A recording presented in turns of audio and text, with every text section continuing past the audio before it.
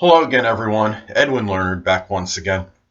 In this YouTube astrological segment, I'm going to be dissertating and talking about a general overview, basically, of a series that I'm going to be starting soon, and it's going to entail zodiac signs or astrological signs and compatibility. In this one, I'm going to talk in general about zodiac signs and compatibility. Then after that video, shortly after, I will be talking about all the combinations of zodiac signs and compatibility, starting with Aries, Taurus, then first Aries and Aries, then Aries and Taurus, etc. Well, anyway, the first thing you look at, if the signs are, I guess you could say, conjunction by sign, or if they're in the same sign, whether it's platonic or whether it's romantic, it could be very intensifying. And you take Aries and Aries, for example. Now, on the positive side, both would be forthright and direct in the relationship.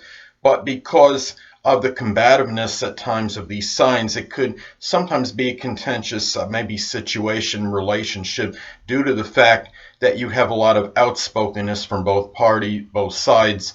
And I call this like a neutral kind of thing when you have, as far as the connection goes between zodiac signs of the same sign. There might be this instantaneous maybe spark someone feels initially because of the commonality with the two signs. But sometimes I look at it as the familiarity breeds contempt as well. When you're paired with somebody that has the same sun, moon, or ascendant, and by the way, yes, this does pertain to apply the sun, moon, and ascendant, and sometimes it can cause some friction, especially if there's a conjunction aspect between you and the other person of the same sign, whether it be sun, moon, or ascendant. Now, as far as if you have a square or an inconjunct, those are as far as by sign from one person or another. That could be adverse or adversarial. Now, let's say, for example, someone's a Taurus, has a Taurus sun, moon, or ascendant, and the other person is Aquarius sun, moon, or ascendant. Well, the thing about it is Taurus can be very sedentary and introverted and a homebody in many cases. And you have Aquarius being very progressive and forward-moving. Taurus can be very conservative and orthodox. And Aquarius could be very extroverted and friendship-oriented. So this could cause a clash between the signs. You could have the Aquarius might have their more progressive, eclectic viewpoints, and Taurus can have maybe perhaps their more true and the tried viewpoints, so to speak. So you could have a clash as far as that goes, whether it would be platonic or romantic relationship. Now, let's say you and another person are inconjunct by sign. So, for example, that would be like, say somebody's a Gemini and the other person's a Capricorn. Well, that would be an inconjunct by sign, and those are generally, I see them as incompatible. If you look at, say, Gemini, for instance, can be very vivacious, lively, animated, outgoing. It is a masculine sign. And you have Capricorn can be very serious, very strongly, very consistent in their nature and temperament, and really wants to do similar things a lot of times every day, and is more about schedule and I think more about routine, being an earth sign. And Capricorn is very businesslike, while Gemini can be more about diversifying and wanting variety. So the thing about it is the Capricorn might see the Gemini person not as reliable as he or she, and that could cause a problem, whether it would be a romantic or platonic like relationship. And the Gemini person might see the Capricorn as their disposition a little bit too stern, a little bit too serious, and maybe not animated enough for the Gemini person. And another thing is, now here's another thing, if you look at opposition by sign in relationships, okay. Now here's the thing with oppositions. if it's a romantic relationship, that could be a very compatible combination to have. But if it's a platonic, then it's adversarial.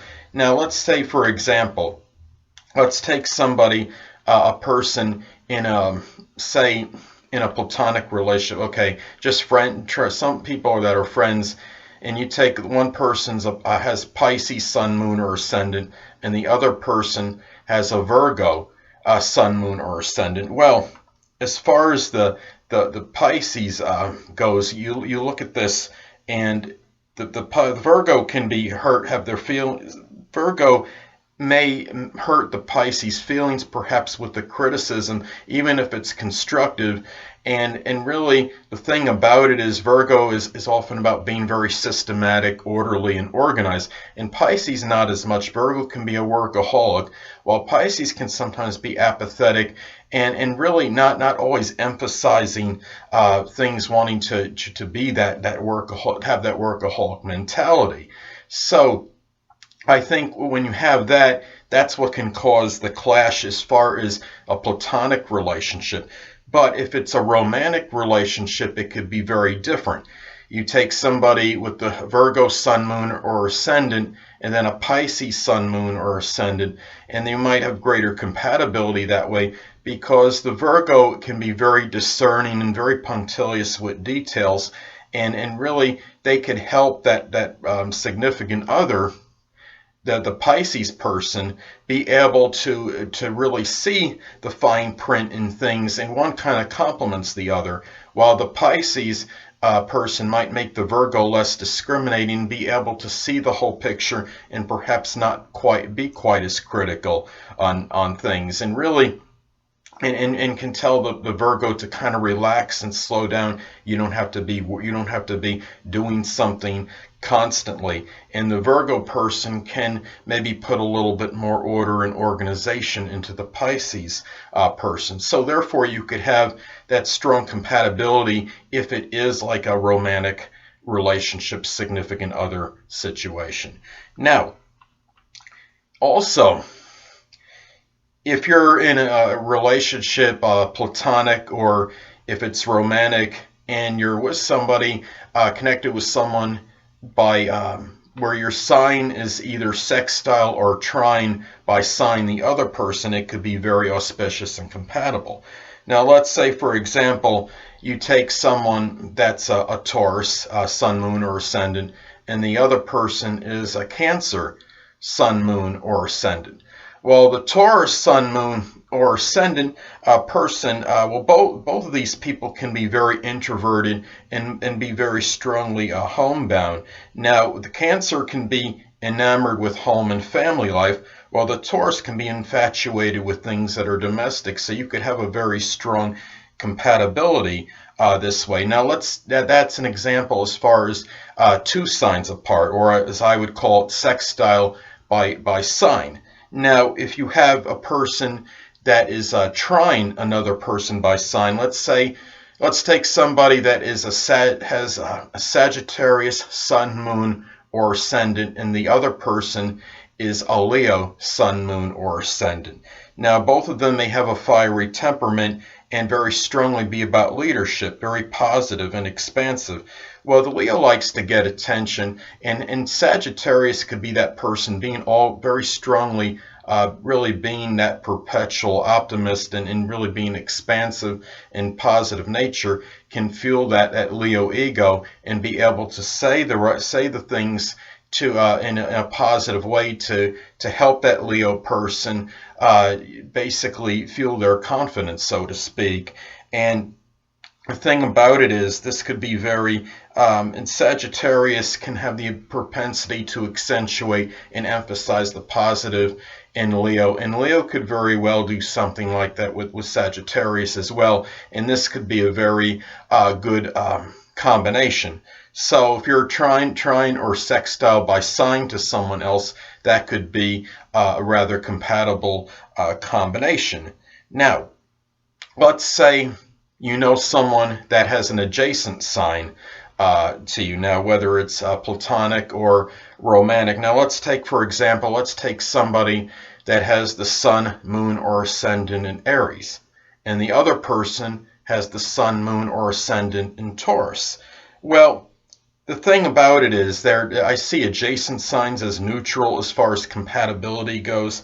Now, in the positive, both of them could be very single-minded and very purposeful. Now, on the negative, Aries wants to move a lot of times more quickly, as opposed in contrast to Taurus, and can be impatient, with Taurus's more methodical, plotting, and deliberate manner. And the thing about it is Taurus might become incensed at Aries for maybe being rushed a lot by the Aries person, because the Taurus person wants to do things and often wants to consummate projects and finish them by going at their own methodical pace and order, because they feel that's the way to get it done accurately and correctly. So because you have the different ways of doing things, I think that's where you have a little bit of a conflict, but you have positive mixed in as well. In a romantic relationship, Aries can be very ardent and amorous, and Taurus, obviously ruled by Venus, can be very sensual, loving, compassionate, and be demonstrative. So you have that as far as that goes. So you have positive and negative with adjacent signs as far as their compatibility goes.